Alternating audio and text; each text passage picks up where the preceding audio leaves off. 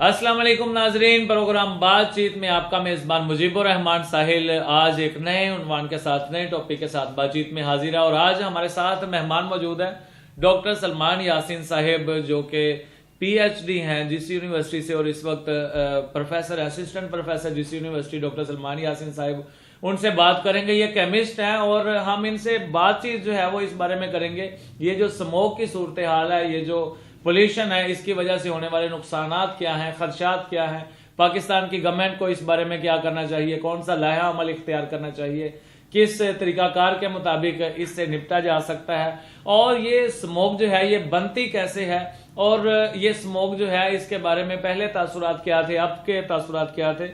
तो डॉक्टर साहब, मैं आपको अपने प्रोग्राम में खुश आमदीद कहता हूं। आप मोस्ट वेलकम, आप मेरे प्रोग्राम में तशरीफ लाए। तो बातचीत जो है इसका आगाज करते हैं। अभी आज का दिन जो है ये बहुत ज्यादा धुंध की लपेट में था और ये अचानक सर्दी जो है वो शिद्दत पकड़ती जा रही है। इस बारे में ये अचानक शिद्दत पकड़ना जो है ये क्या है, मौसम की सूरत हाल, ये तब्दीली जो है इसमें ये किस तरह तब्दीली यकदम हो गई है? Thank you so much. पहले तो सर आपने इनवाइट किया अपने प्रोग्राम में। दूसरी बात, फॉग और स्मोग, हमारे जो अक्सर लोग हैं उसमें कंफ्यूज रहते हैं। फॉग और स्मोग में क्या फ़र्क है? अच्छा, फॉग जो होता है वो हमारी हवा में जो वाटर मालिक्यूल्स होते हैं, सस्पेंडेड पार्टिकल्स होते हैं वाटर के, उनका जो है वो टेम्परेचर कम होने की वजह से क्या होता है कि वो जम जाते हैं, और जमने की वजह से वो जो सस्पेंडेड पार्टिकल्स होते हैं वो फॉग की शक्ल इख्तियार कर लेते हैं। तो ये कोई इतनी डेंजरस नहीं है, ये कोई इतना इसमें फ़र्क की बात नहीं है, टेंशन वाली बात नहीं है, एक रेगुलर चीज़ है। लेकिन जो स्मोग है वो बड़ी डेंजरस एक सिचुएशन है। फॉग जो है वो वर्ड निकला है स्मोक और दूसरा फॉग से, ठीक है। स्मोक और फॉग जो है उसको हम मिक्स करके स्मोक कहते हैं, जो फैक्ट्रियों से निकलने वाला धुआं है वहाँ से जो है वो उसके साथ जो है वो धुंध के पार्टिकल जो है वो मिल जाते हैं और वो एक स्मोक की शक्ल इख्तियार कर लेते हैं। और रही बात फॉग की, तो फॉग जो है वो सिंपली तौर पर क्या होता है कि वाटर मालिक्यूल्स हमारे जो है वो नमी की मिकदार हमारी जो है वो हवा के अंदर नॉर्मल होती है, और सर्दियों में जब टेम्परेचर कम होता है तो तब टेम्परेचर कम होने से क्या होता है कि वो जितने भी पार्टिकल्स होते हैं वो कंडेंस होते हैं, और वो कंडेंस होने की वजह हवा जो है वही फॉग की शक्ल इख्तियार कर लेती है। जी, हवा जो है जो फॉग की शक्ल इख्तियार कर जाती है। हवा में नमी का तनासब ज्यादा होता है, और जब सर्दी पड़ती है, जब हवा जो है वहां पे ठंडक ज्यादा होती है, तो वो एक तरह की बर्फ होती है, जो मतलब हवा में पानी जो है वो जमना शुरू हो जाता है और ऐसे लगता है जैसे धुआं है। और हमारे मुंह से निकलने वाली जो भाप है ये भी धुएं की शक्ल इख्तियार कर लेती है। हमारे अंदर से तो एक गर्म हवा आती है, तो वो धुएं की शक्ल कैसे इख्तियार कर लेती है? बाहर का टेम्परेचर, हमारी बॉडी का टेम्परेचर जो है वो 37 डिग्री सेंटीग्रेड होता है, और बाहर का टेम्परेचर अगर कम हुआ होता है तो वो जैसे ही हमारे मुंह से हवा निकलती है वो फौरन एकदम से कंडेंस हो जाती है, और कंडेंस होने की वजह से हमें धुआं जो है वो फील होता है। तो वो भी एक फॉग की तरह की सिस्टम होता है। बिल्कुल। तो ये धुंध जो है, जैसा कि आपने अभी फरमाया कि ये इसमें अगर कुछ मतलब पोल्यूशन, कुछ खराबी जो है, फिजाई आलूदगी जो है वो इसमें शामिल होती है, जैसे धुआं शामिल होता है, देगर ये मतलब मिट्टी है, खाक है, ये उड़ती हुई शामिल होती है इसमें, या देगर फैक्ट्रियों से निकलने वाला जो धुआं है वो इसमें शामिल होता है, तो ये स्मोक की शक्ल इख्तियार कर लेती है। तो ये स्मोक जो है ये किस हद तक खतरनाक है? अच्छा, पहले तो हमें समझना होगा स्मोक जो है वो कितनी टाइप्स की होती है। 2 टाइप की स्मोक जो है वो पूरी दुनिया के अंदर पाई जाती है। एक को कहते हैं क्लासिकल स्मोक और एक होती है फोटोकेमिकल स्मोक। क्लासिकल जो स्मोक होती है वो जैसा कि आजकल हम देख रहे हैं लाहौर वाले एरिया, लाहौर और हमारे जो है वो फैसलाबाद और दिल्ली, और वो जो है वो इसके अलावा जो है काबुल, ये दुनिया के अंदर जो है वो 1, 2 और 3 नंबर के ऊपर आ रहे हैं स्मोक के हवाले से।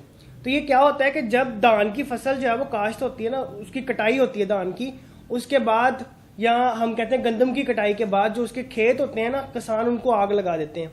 अब उस आग की वजह से वो आग कई दफ़ा तो 3-3 दिन तक जलती रहती है। उस आग की वजह से जितना भी धुआं उठता है वो सारा जो है वो फॉग के अंदर जो है वो शामिल होता है, और वो फिर स्मोक की शक्ल जो है वो इख्तियार कर लेता है। उसमें क्या होता है जी कि हमारे पास जो सल्फर के जो पार्टिकल्स होते हैं, जो सल्फेट्स होते हैं, जो सल्फोनिक एसिड वगैरह होते हैं, उनके जरिए से वो पार्टिकल जो SO2 जो होती है वो हवा के अंदर जाती है, और हवा के अंदर जो पानी के मालिक्यूल्स होते हैं उनके साथ रिएक्शन करके वो H2SO4 की शक्ल, जो सल्फ्यूरिक एसिड, उसकी शक्ल इख्तियार कर लेते हैं, और यहाँ वो जो है वो सल्फोनिक एसिड की शक्ल इख्तियार कर लेते हैं, जो हमें स्मोक की फॉर्म में नजर आती है।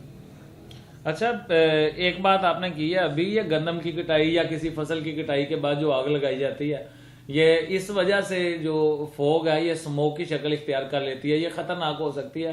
तो डॉक्टर साहब, आग तो हमारे आसपास कई जगहों पे अक्सर होती है, तो क्या वो भी इसी तरह ये स्मोक जो है स्मोक की शक्ल इख्तियार कर लेती है? कहीं पे भी जो धुआं निकलता है, और ये किस वजह से खतरनाक होता है? अगर ये एक आम आग है तो इसमें खतरे वाली बात जो है वो कहाँ पे पैदा होती है? अब जैसे एक एग्जांपल मैं पुट करना चाहूँगा कि 1951 की बात है कि लंदन जो है वो हमारा इंग्लैंड पूरे का पूरा तकरीबन जब इंडस्ट्रियलाइजेशन हो रही थी, तो एक पूरा का पूरा 3 दिन के लिए लंदन जो है वो स्मोक के घेरे में आ गया था। अब तब हुआ क्या था कि जितनी भी फैक्ट्रियां, उनके धुएं का के अंदर सल्फर के पार्टिकल्स होते हैं। अब वो सल्फर जो है वो H2SO4 एसिड इतना डेंजरस होता है कि अगर वो किसी चीज के ऊपर आप डाल दें वो फौरन मेल्ट हो जाएगी। सो H2SO4 वो हवा के अंदर बन के वो हमारे नाक के जरिए से हम इनहेल कर रहे हैं। तो नॉर्मल धुआं होता है, उसके अंदर पार्टिकल्स वही वाले होते हैं जैसे हम लकड़ी जलाते हैं जी। तो उसके अंदर से कार्बन के पार्टिकल्स निकलते हैं, कार्बन डाइऑक्साइड निकलती है जो हवा के अंदर जाती है, और वो कार्बन डाइऑक्साइड जब हवा के अंदर मौजूद हमारे जो वाटर मॉलिक्यूल्स है उनके साथ रिएक्शन करती है, उस रिएक्शन के रिजल्ट में जो है वो हवा के अंदर स्मोक आ जाती है। सो वो जब हम इनहेल करते हैं तो वो हमारे लंग्स के लिए डेंजरस होती है और लंग्स की बीमारियों का बायस बनती है। अच्छा, आपने अभी बताया कि लंदन जो है वो 3 दिन तक स्मोक की लपेट में रहा है उस वक्त, और अभी भी यहाँ पे जैसे आपने बताया कि जैसे ही फसलों की कटाई होती है तो उसके साथ ये सारा कुछ जो है ये सारे मामला होते हैं। अगर फसलों की कटाई और उसकी आग की वजह से ये सारा कुछ पैदा होता है, फिर एक लाहौर क्यों, पूरा पंजाब क्यों नहीं ऐसे होता?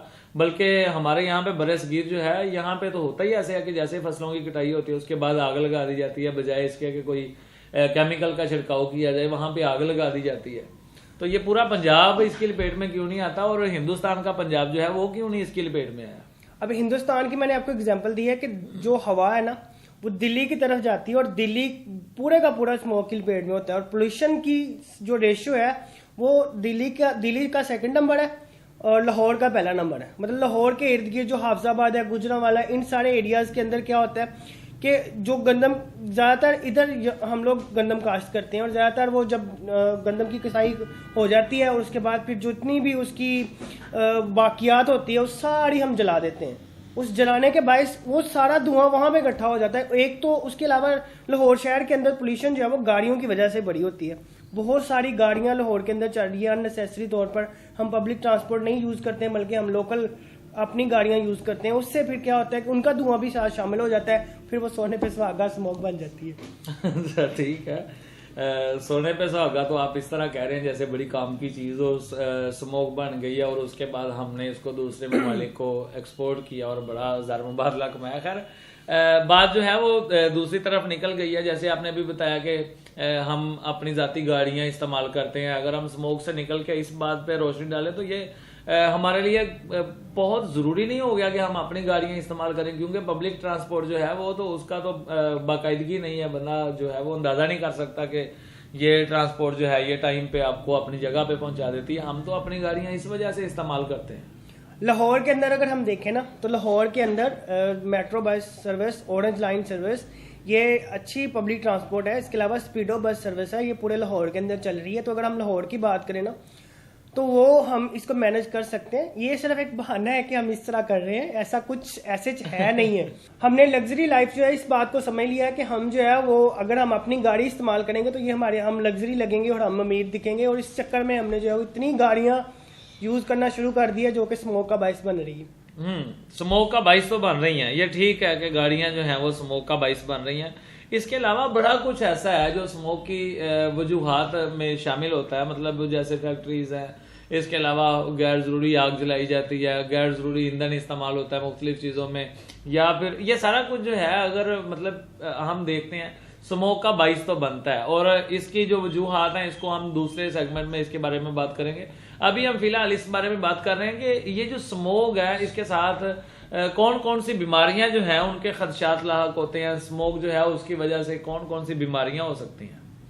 अच्छा, इस बात में मैं एक एग्जांपल पुट करना चाहूंगा कि लंदन के अंदर जो 3 दिन के लिए ना वो पूरा का पूरा जो इंग्लैंड था उसके अंदर स्मोक थी।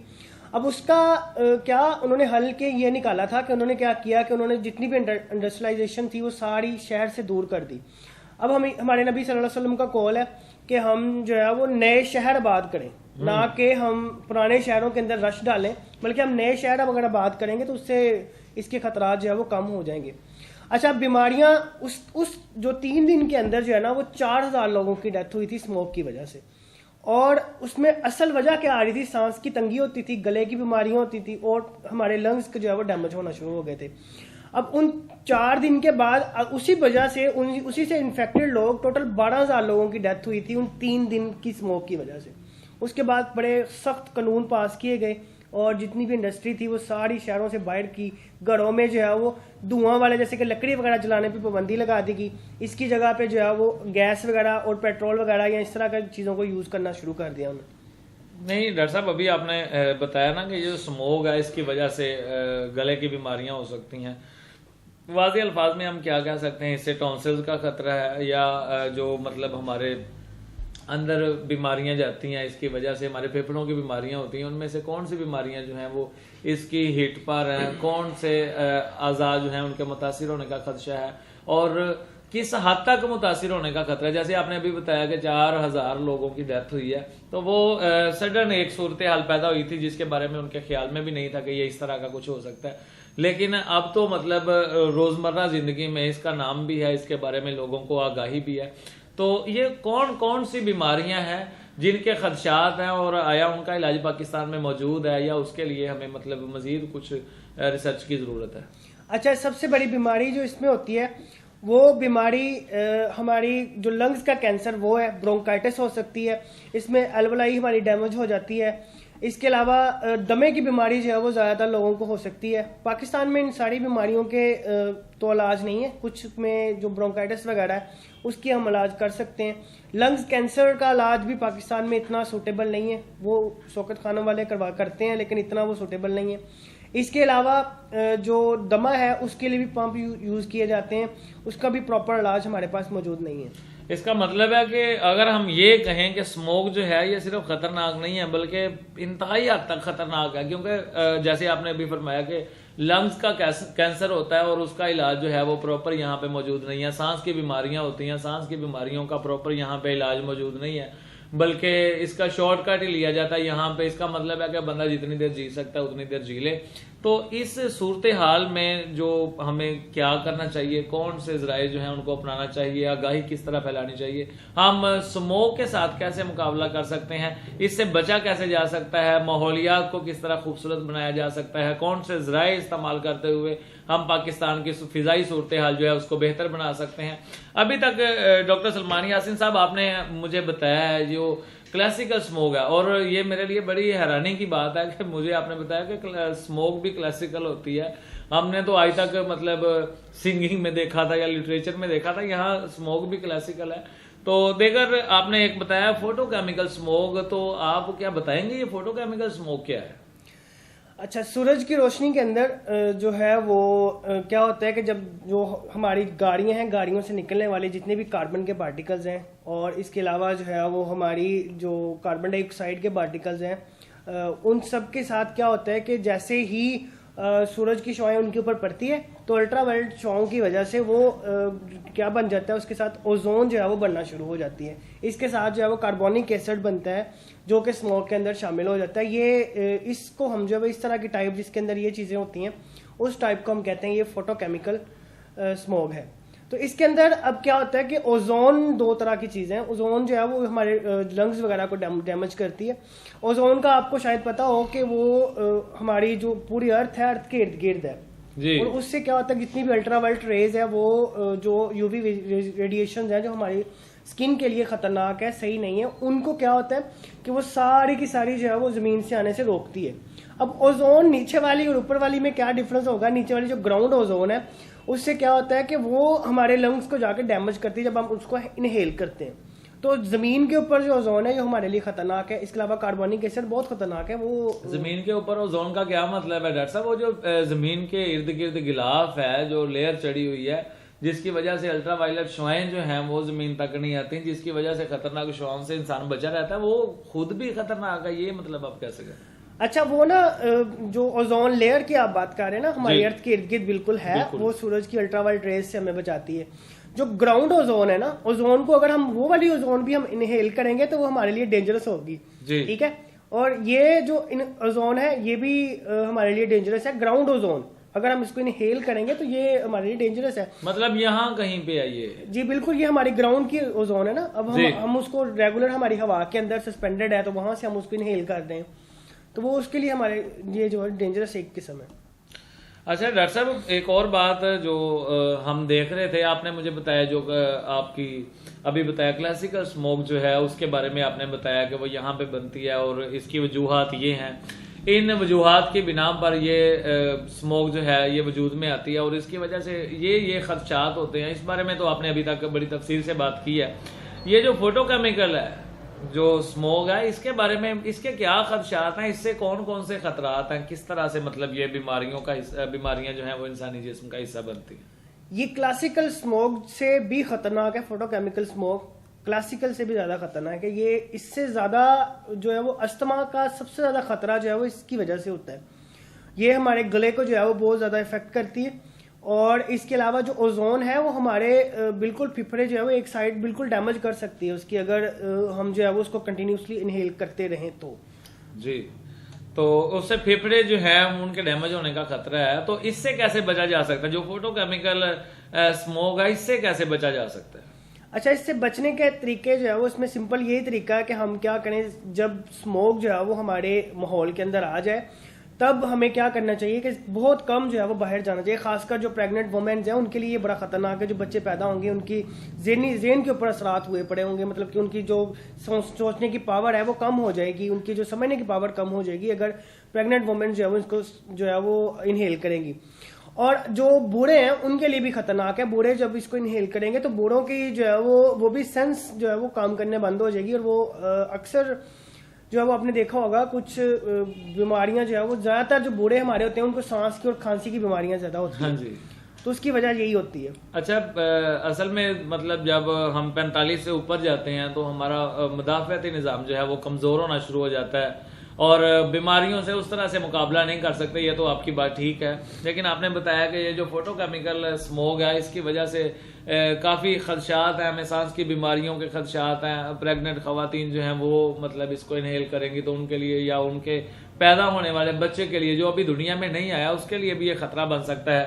तो ये खदशात जो हैं, ये खतरात जो हैं, इनके साथ मुकाबला कैसे किया जा सकता है? हम एक तो आपने बताया कि घर से ज्यादा बाहर ना निकलें, हम कोशिश करें कि ज्यादातर जो है वो मतलब घर में रहें या ऐसी जगहों पे रहें जहां पर स्मोक जो है वो कम हो। लेकिन ये स्मोक जो है अगर हमें उन्हीं जगहों पर रहना पड़े या जाना पड़े मजबूरन या ज्यादा वक्त वहां पे गुजारना पड़े या हमारी काम की जगह जो है वो ओपन है, तो फिर हमें क्या करना होगा?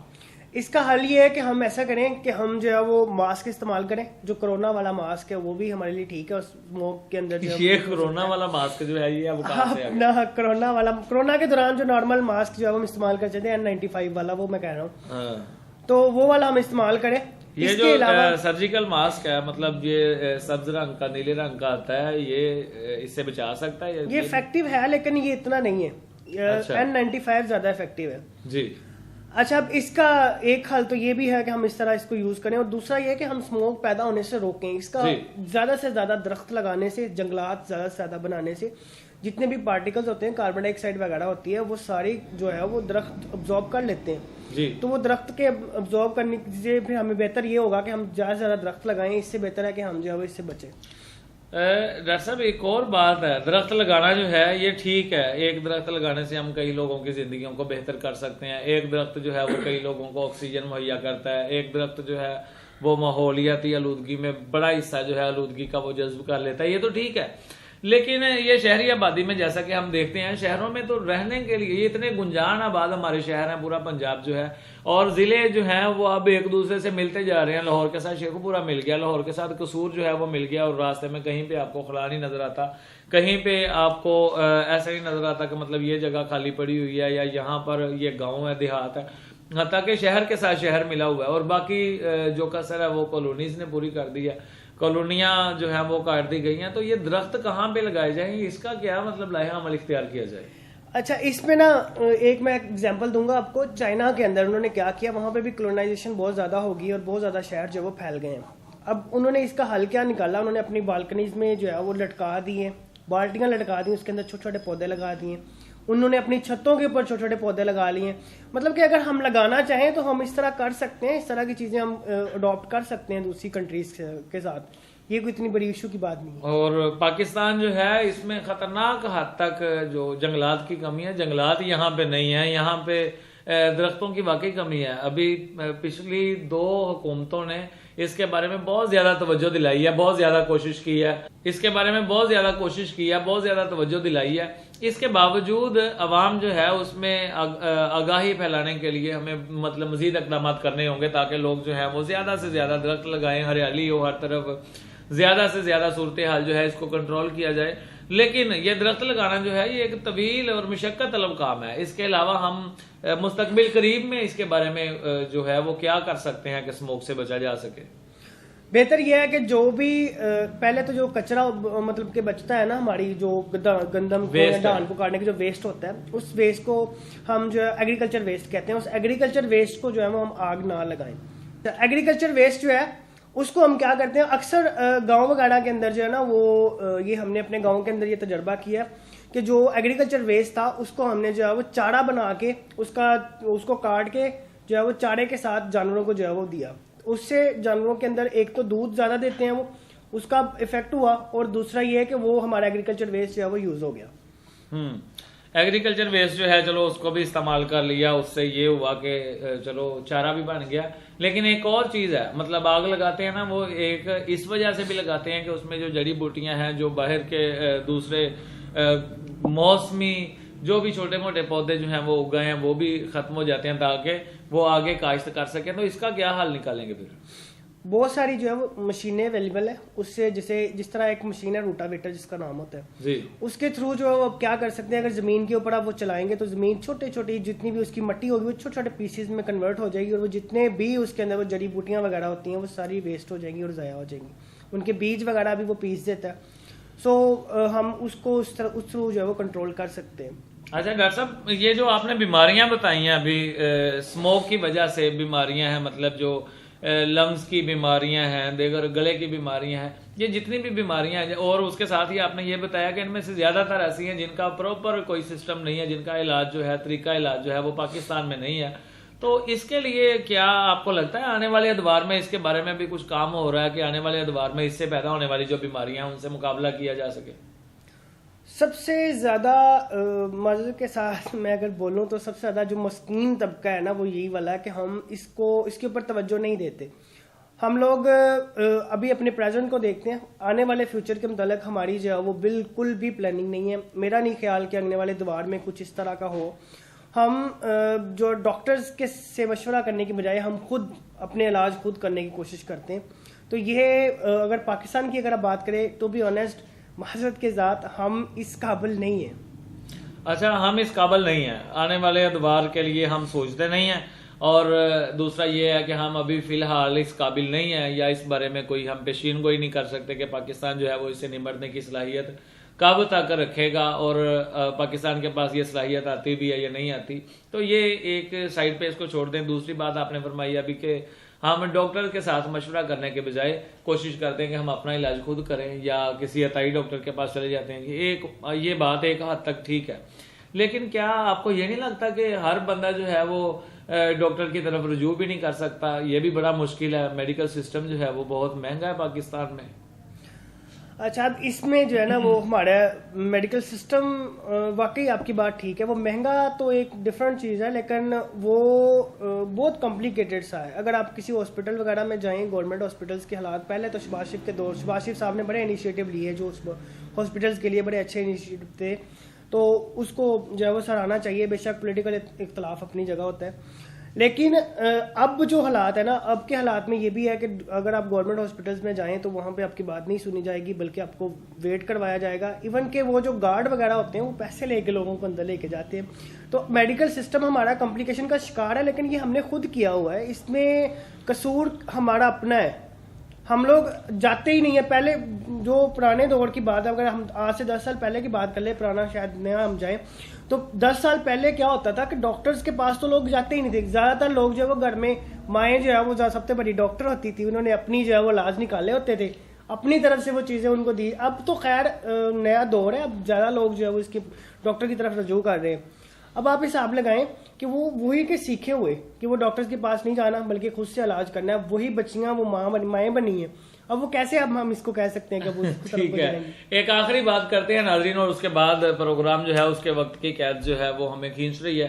तो आखिरी बात है डॉक्टर साहब एक ये है, हमने अभी तक स्मोक के खिलाफ बहुत सी बातें की है, लेकिन मेरे जानने में, मेरे इल्म में एक बात ऐसी भी है कि कोई वक्त था जब स्मोक जो है उस पर जश्न भी मनाया गया यहाँ पे। हाँ जी, ये आपने बड़ा अच्छा सवाल किया है। अर्ली 90s की बात है, और जो 19th सेंचुरी जब शुरू हो रही, ख़त्म हो रही थी 19वीं सेंचुरी, तो 20वीं सेंचुरी शुरू हो रही थी। उस दौरान में इंडस्ट्रियलाइजेशन हो रही थी मुख्तलिफ एरियाज़ के अंदर, मतलब कि जितना भी यूरोप है वो सारा डेवलप हो रहा था, इंडस्ट्रीज बन रही थी, गाड़ियाँ आ रही थी, ऑटोमोबाइल जितनी भी लग रही थी। अब उस दौर में क्या होता था कि जिस इलाके में फैक्ट्रीज ज़्यादा होती थी ना, उस इलाके को समझा जाता था ये खुशहाल इलाका है जी। तो वहां से निकलने वाले धुएं से वो अंदाजा लगाते थे कि जिस जगह से धुआं ज्यादा निकल रहा है वो ज्यादा खुशहाल इलाका है, तो इसीलिए इसके ऊपर जश्न भी होता था। खैर नाजरीन, बात हमारी चल रही थी, बातचीत का मौजू था स्मोक, और स्मोक से होने वाले खदशात, खतरात, उनसे मुकाबला करने के लिए हमारे पास कौन से इकदाम हैं। तो मेरा ख्याल है इस बारे में मीडिया पर मुहिम चलाई जाए, लोगों को आगाही दी जाए, गवर्नमेंट की तरफ से कुछ ऐसे प्रोग्राम जो है वो लॉन्च किए जाएं, जैसा कि डॉक्टर साहब ने फरमाया दरख्त लगाए जाएं, इंडस्ट्रीज जो हैं उनको शहर से बाहर मुंतकिल कर दिया जाए, और कोशिश की जाए कि अपने घरों में कुछ हिस्सा जो है वो पौधों के लिए मखसूस किया जाए, जिससे हम ताज़ा फिजा में या मतलब ताज़ा ऑक्सीजन के साथ सांस ले सकें और बड़ी हद तक हम बच सकें। स्मोक की सूरत हाल जैसे ही पैदा हो हम चेहरे पे मास्क लगा लें, सर्जिकल मास्क लगाएं, N95 मास्क लगाएं, ताकि स्मोक से भी बचें और अल्लाह ताला हमारे मुल्क को वबाओं से भी महफूज रखे।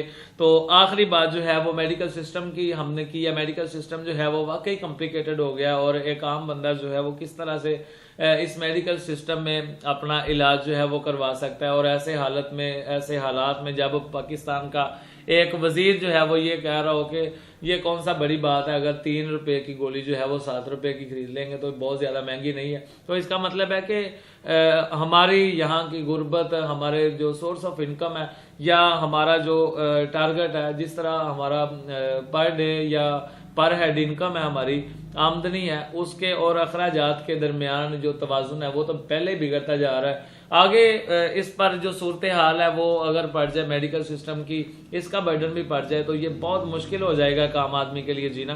तो इस बारे में हम नेक्स्ट प्रोग्राम में इंशाल्लाह गुफ्तगू करेंगे। तो आज का प्रोग्राम जो है इसको यहाँ तक ही खत्म करते हैं। अपने मेजबान मुजीबुर रहमान साहिल को इजाजत दीजिए। अल्लाह निगहबान।